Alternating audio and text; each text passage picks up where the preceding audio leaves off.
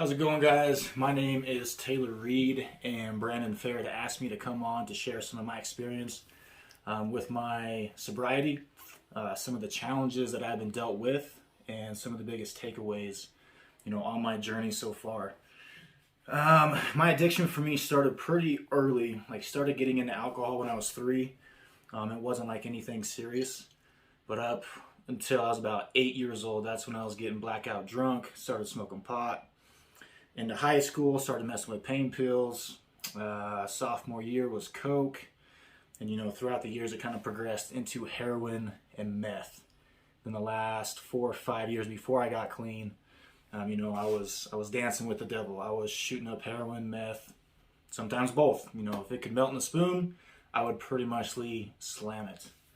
The events that led me to getting sober was a failed suicide attempt. I had somebody overdose with me, and then I went on a high-speed chase. The high-speed chase ultimately led me to the Harvest Farm. It is a long-term treatment center in Wellington, Colorado. It is free of charge for participants, which is a game changer, because if it was something you had to pay for, I couldn't imagine what the cost would be. I'm sure hundreds of thousands of dollars, if not more. But it is a faith-based program, and I ended up spending 15 months here. From March 2018 to June 2019. I came here with the mindset that, nothing changes if nothing changes. And if I didn't put in the work into myself, there would be no real authentic or genuine change.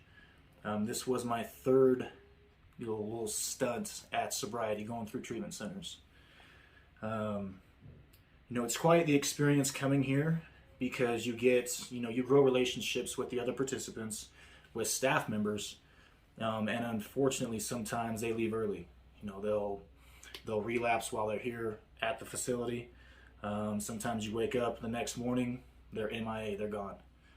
So, the Bible talks about, a wise man will learn from his mistakes, but a wiser man will learn from the mistakes of others.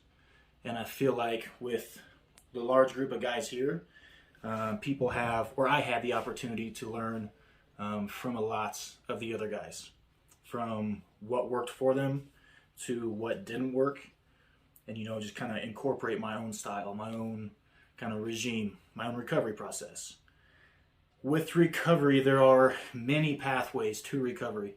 It's not a one-size-fits-all. It's not, step 1, 2, and 3, and you're going to be cured. It's a daily practice. It is a discipline that you have to wake up with every single day. At least for me, it is.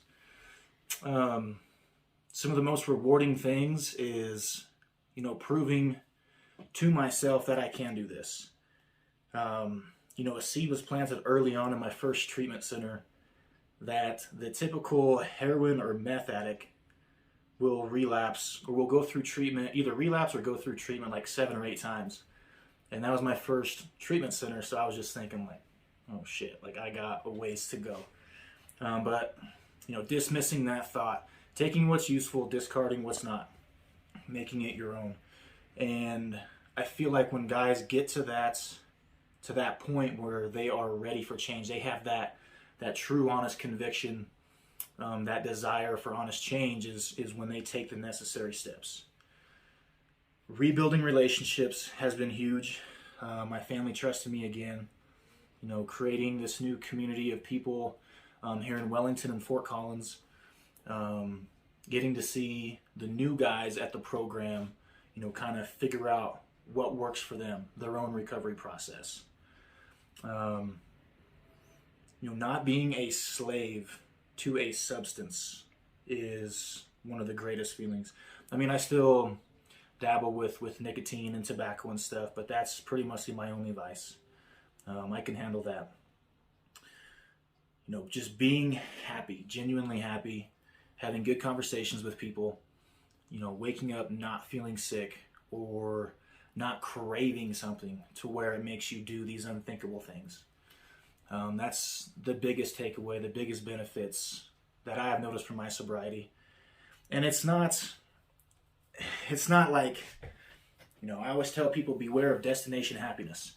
once I get to this point, I'll be happy. Once I finish LEC, I'll be happy. Once I get a job, I'll be happy. Get a girl, what have you. Fill in the blank. Committing to being a lifelong learner and realizing like it's a lifelong, not necessarily battle, but thing you have to be conscious of, that you have to be aware of, or for myself, I should say. Then back in, let's say, it was later on in 2020 was when I started doing the recovery coaching deal with an agency down in Denver. I knew early on that it was something that I wanted to do full time and eventually like have my own thing, have my own coaching service. Just the rewards that you get from seeing somebody transform from day one you meet them to year one. It's a blessing, and being able to witness that transformation is, you can't really put into words. Granted, there are clients, there are times that make it pretty hard. Reoccurrence, relapse, some mental illnesses may come to surface that make it hard as a coach to work with them. But end of the day, it helps me stay humble, helps me realize how far that I have come with my own addiction and my own mental health, and just giving back to the next guy that's arriving on day one or what have you, in the streets or in a treatment center, correctional facility, whatever it is. Just being able to relate with somebody this common path that we've walked down, and helping them out to the best of my ability, at least. Then worked as a recovery coach throughout 2020, most of 2021, and then it was around mid-October was when I had the opportunity to start my own coaching agency, which is called Break Free Recovery. It's still fresh, it's still pretty new. I'm learning the other side of the coin as far as business management. So it's a good learning curve for me.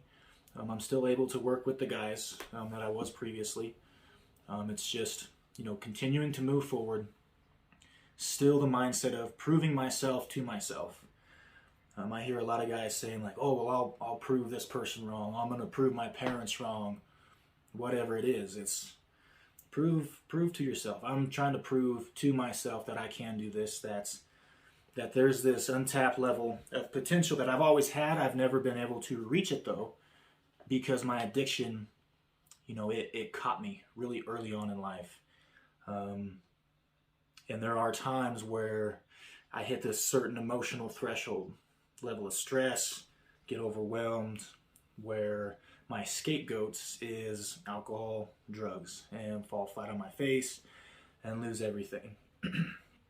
So, this recovery coaching deal with this role that I have, and now that I have my own company, I have something that I value tremendously, and I don't want to lose it. Whereas before, in these attempts at sobriety, I never really had anything that I valued. And I'm not trying to sound shallow when I say that. Like, I still had supportive family, supportive friends, community, this and that. But it was something. It was more like an internal value that I had found, or that I have found, and it's worth fighting for. It keeps me motivated. It keeps me driven. It keeps me, on the straight and narrow.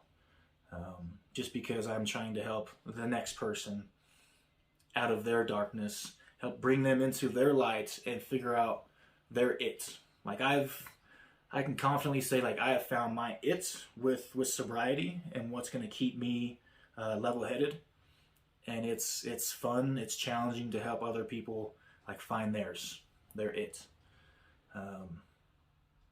So yeah.